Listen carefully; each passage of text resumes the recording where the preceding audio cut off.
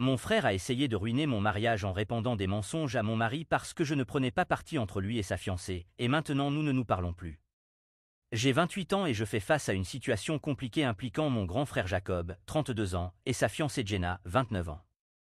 En grandissant, Jacob et moi étions très proches. Nos parents travaillaient de longues heures et n'étaient pas souvent présents, alors nous comptions l'un sur l'autre pour nous soutenir et nous tenir compagnie. Nous avons partagé beaucoup d'expériences ensemble, que ce soit pour nous aider avec les devoirs ou nous réconforter pendant les moments difficiles. Jacob a toujours pris son rôle de grand frère très au sérieux, étant parfois un peu trop protecteur, mais j'appréciais son attention et ses préoccupations. Quand Jacob a commencé à sortir avec Jenna il y a 3 ans, j'étais heureuse pour lui.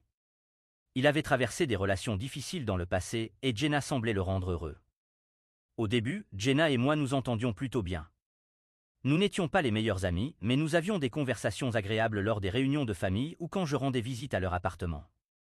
Cependant, avec le temps, j'ai commencé à remarquer des choses chez Jenna qui me mettaient mal à l'aise. Elle semblait très possessive envers Jacob, voulant toujours savoir où il se trouvait et avec qui il était. Si Jacob et moi prévoyions de passer du temps ensemble, juste nous deux, Jenna trouvait souvent un moyen de se joindre à nous ou faisait culpabiliser Jacob de passer du temps avec moi. J'ai essayé de ne pas y prêter attention au début, me disant qu'elle était peut-être simplement insécure dans leur relation et avait besoin de temps pour s'adapter. Mais à mesure que la relation de Jacob et Jenna devenait plus sérieuse, il est devenu clair que Jenna essayait activement d'isoler Jacob de notre famille, en particulier de moi. Elle faisait des commentaires négatifs à mon sujet auprès de Jacob quand je n'étais pas là, disant que j'étais trop dépendante de lui ou que j'essayais de m'immiscer dans leur relation. Ces remarques ont commencé à affecter le comportement de Jacob envers moi. Il est devenu plus distant, annulant nos plans plus souvent et semblant moins intéressé par nos conversations. La situation a empiré lorsque Jacob et Jenna se sont fiancés il y a quelques mois. Ils m'ont demandé d'être demoiselle d'honneur, et j'ai accepté car je voulais soutenir Jacob malgré mes réserves sur Jenna. Cependant, au fur et à mesure que les préparatifs du mariage avançaient, le comportement de Jenna envers moi s'est dégradé. Elle critiquait mes suggestions pour le mariage, faisait des remarques désobligeantes sur mon apparence lors des essayages de robes, et essayait même de m'exclure des réunions importantes de planification. Je ne voulais pas créer de problème, alors j'ai gardé mes sentiments pour moi et tenté de maintenir une attitude positive. Je n'en ai pas parlé à Jacob parce que je savais combien ce mariage était important pour lui, et je ne voulais pas être perçu comme créant des drames. Puis, il y a environ un mois, tout s'est effondré. Jacob m'a appelé tard un soir, en colère et bouleversé. Il m'a accusé d'essayer de saboter sa relation avec Jenna. Selon lui, Jenna lui avait dit que je répandais des rumeurs sur le fait qu'elle le trompait. Elle pensait aussi que j'étais jalouse de leur relation et que j'essayais de les séparer. J'étais choqué et blessé par ces accusations. Je n'avais jamais dit quoi que ce soit de ce genre sur Jenna, et je ne cherchais certainement pas à les séparer. En fait, j'avais fait de mon mieux pour être solidaire et garder mes réserves pour moi. J'ai essayé d'expliquer cela à Jacob, mais il ne voulait pas écouter. Il était complètement convaincu par les mensonges de Jenna. Jacob m'a exigé de présenter des excuses à Jenna pour ce que j'avais prétendument fait. J'ai refusé, lui disant que je n'avais rien à m'excuser et que je n'allais pas mentir juste pour faire plaisir à Jenna. Cela a rendu Jacob encore plus en colère. Il m'a dit que si je ne soutenais pas sa relation, il me couperait de sa vie. Puis il a dit quelque chose qui m'a vraiment fait peur, il a menacé de raconter des mensonges à mon mari James pour lui faire voir qui j'étais vraiment. Quelques jours plus tard, j'ai remarqué que James agissait bizarrement quand il est rentré du travail. Il était distant et semblait troublé. Quand je lui ai demandé ce qui n'allait pas, il m'a dit que Jacob l'avait appelé. Selon James, Jacob avait dit que je me comportais de manière suspecte et que je lui cachais des choses. Jacob avait même insinué que je trompais James, ce qui était totalement faux. J'étais furieuse et dévastée. Je n'arrivais pas à croire que mon propre frère essaierait de nuire à mon mariage de cette manière. J'ai tout expliqué à James, lui racontant la situation avec Jacob et Jenna, et comment Jenna tentait de creuser un fossé entre Jacob et moi. Heureusement, James m'a cru. Il a même appelé Jacob pour le confronter aux mensonges qu'il avait racontés, mais cela n'a fait qu'empirer la situation. Depuis cet incident, Jacob m'a complètement coupé de sa vie. Il ne répond plus à mes appels ni à mes messages. Jenna continue de répandre des mensonges à mon sujet à notre famille élargie, me faisant passer pour la méchante dans cette situation. Certains membres de la famille ont commencé à me traiter différemment, et je peux dire qu'ils croient aux histoires de Jenna. Cette situation a été incroyablement difficile pour moi. Jacob et moi avons toujours été proches, et perdre cette relation a été très douloureux. Je suis blessé par sa volonté de croire aux mensonges de Jenna et par sa tentative de nuire à mon mariage. Je suis aussi en colère contre Jenna pour avoir manipulé mon frère et l'avoir retourné contre moi. J'ai essayé de tendre la main à Jacob à plusieurs reprises, espérant que nous pourrions en parler, mais il ne m'a pas répondu. Je ne sais plus quoi faire.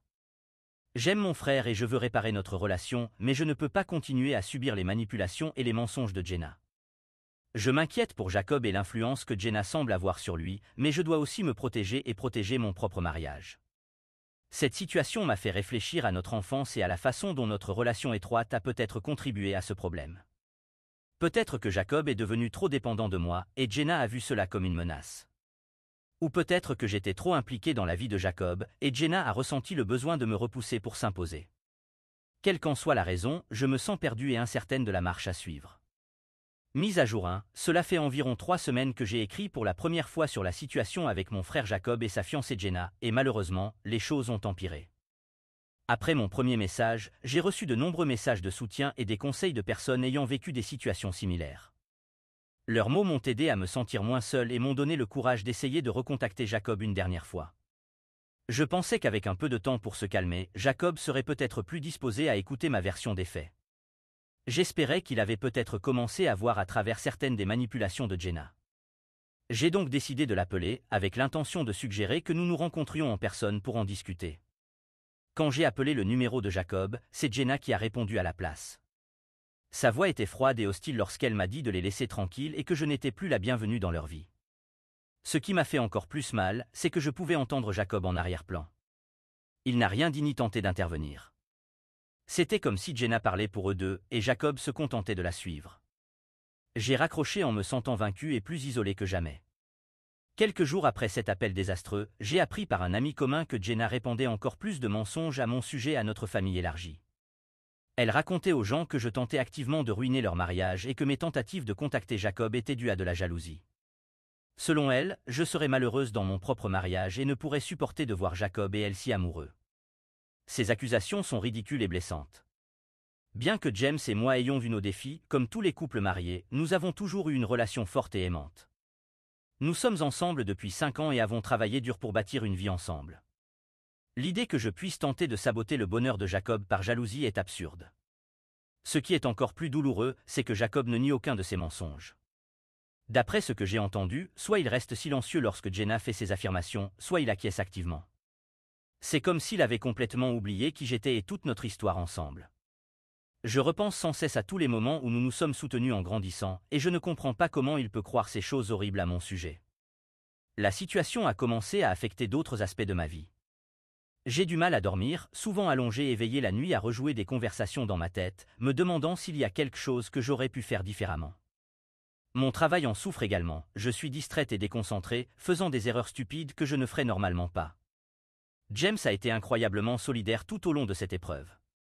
Il m'a écouté quand j'avais besoin de parler, m'a réconforté quand j'étais bouleversé, et a même proposé d'essayer de parler à Jacob lui-même. Mais il m'a également aidé à réaliser que je devais fixer certaines limites pour mon propre bien-être.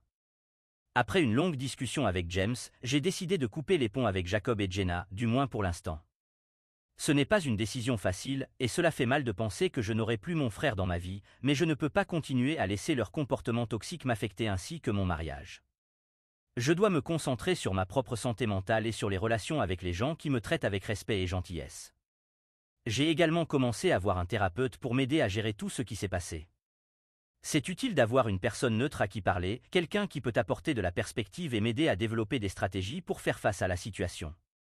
Grâce à ces séances, je commence à comprendre que, bien que je ne puisse pas contrôler les actions ou les croyances de Jacob, je peux contrôler la manière dont je réagis à cette situation.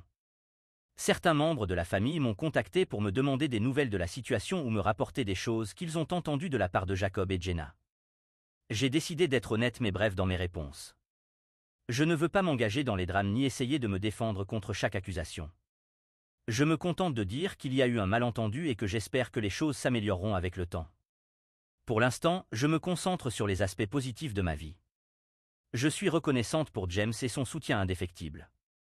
J'apprécie les amis et les membres de ma famille qui sont restés à mes côtés. Et j'essaie d'utiliser cette expérience comme une opportunité de croissance personnelle, de devenir plus forte et plus résiliente. Ce n'est pas facile, et il y a encore des jours où je me sens submergé par la tristesse et la colère, mais j'essaie de prendre chaque jour comme il vient, en gardant l'espoir qu'un jour, Jacob verra la vérité de la situation. D'ici là, je dois prioriser mon propre bien-être et la santé de mon mariage. Mise à jour 2, cela fait environ 2 mois depuis ma dernière mise à jour, et la situation avec Jacob et Jenna a pris un tournant inattendu. J'ai appris par ma cousine Sarah que Jacob et Jenna ont reporté leur mariage. Sarah n'avait pas beaucoup de détails, mais elle m'a mentionné qu'il y a beaucoup de tensions entre eux dernièrement. Selon Sarah, le comportement de Jenna commence à susciter des inquiétudes chez d'autres membres de notre famille et cercle social. Apparemment, elle s'est montrée contrôlante et manipulatrice dans d'autres relations, pas seulement avec moi. Certains amis de Jacob ont exprimé des inquiétudes sur l'isolement dans lequel il se trouve depuis ses fiançailles avec Jenna. Je ne sais pas trop comment me sentir par rapport à cette nouvelle. D'un côté, je ressens un certain soulagement que d'autres commencent à voir la vraie nature de Jenna. Cela valide mes propres expériences et me fait me sentir moins comme si j'avais exagéré ou imaginé les choses. Mais d'un autre côté, je ne peux m'empêcher de me sentir triste pour Jacob. Je sais combien ses fiançailles comptaient pour lui, et je ne lui souhaite pas de vivre un chagrin d'amour, même après tout ce qui s'est passé entre nous. Il y a environ une semaine, j'ai reçu un message de Jacob me demandant si nous pouvions parler. J'étais surprise et un peu hésitante, mais j'ai accepté de le rencontrer pour un café. Quand nous nous sommes rencontrés, Jacob semblait différent de la dernière fois que je l'avais vu. Il était plus calme, plus réservé, et il avait l'air fatigué. Pendant notre conversation, Jacob m'a dit que les choses n'allaient pas bien avec Jenna. Il n'est pas entré dans les détails, mais il a admis qu'il commençait à voir les choses plus clairement. Il a dit que peut-être il avait été trop rapide à croire ce que Jenna disait à mon sujet. Bien que Jacob n'ait pas présenté d'excuses explicites pour son comportement, je pouvais voir qu'il luttait contre un sentiment de regret.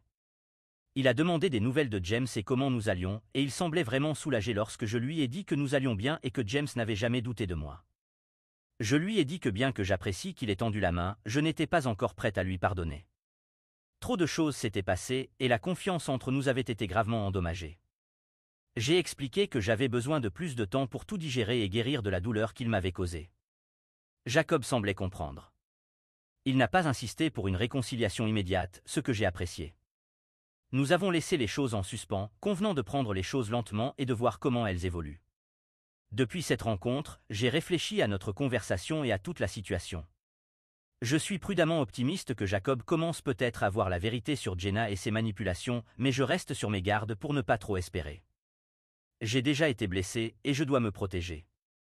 J'en ai discuté avec mon thérapeute et elle m'a aidé à établir des limites pour les interactions futures avec Jacob. Nous avons travaillé sur des stratégies de communication assertive et sur la préservation de mon bien-être émotionnel si je choisis de reconstruire une relation avec lui. Pour l'instant, je me concentre sur ma propre vie et sur ma relation avec James. Cette épreuve nous a rapprochés et je suis reconnaissante de son soutien sans faille. Nous avons fait un effort pour passer du temps de qualité ensemble, planifiant des soirées en amoureux et des escapades le week-end pour nous reconnecter et nous rappeler ce qui est vraiment important. Je travaille aussi à renforcer mes relations avec les autres membres de ma famille et mes amis qui m'ont soutenu tout au long de cette épreuve. J'ai réalisé combien ces connexions sont précieuses et je ne veux plus les prendre pour acquises. Quant à Jacob et Jenna, j'essaie de maintenir une position neutre. Je ne cherche pas activement des informations sur leur relation, mais je ne les ignore pas non plus lorsque les membres de la famille les mentionnent. J'essaie simplement de me concentrer sur ma propre vie et de laisser les choses se dérouler comme elles doivent. C'est un équilibre difficile, s'inquiéter pour le bien-être de Jacob tout en me protégeant de nouvelles blessures, mais je prends les choses un jour à la fois et j'espère qu'avec le temps, les choses deviendront plus claires et plus faciles à naviguer.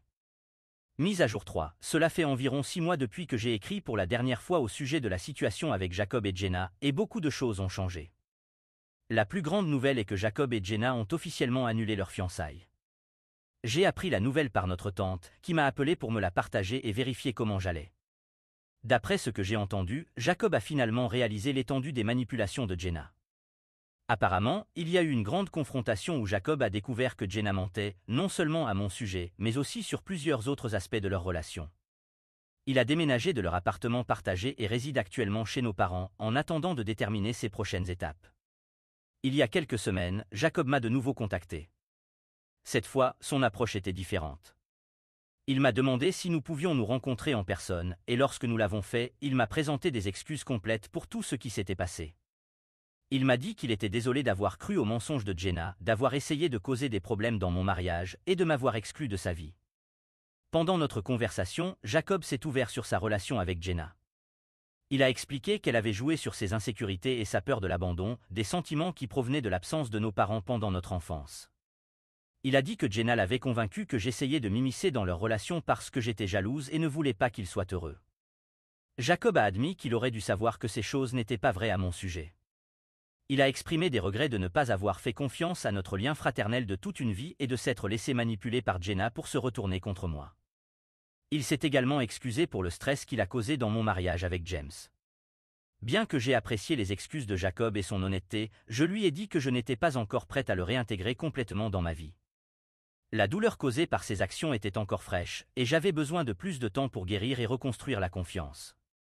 J'ai expliqué que bien que je sois ouverte à l'idée de travailler sur notre relation, cela devait se faire progressivement. Jacob semblait comprendre et respecter ma position.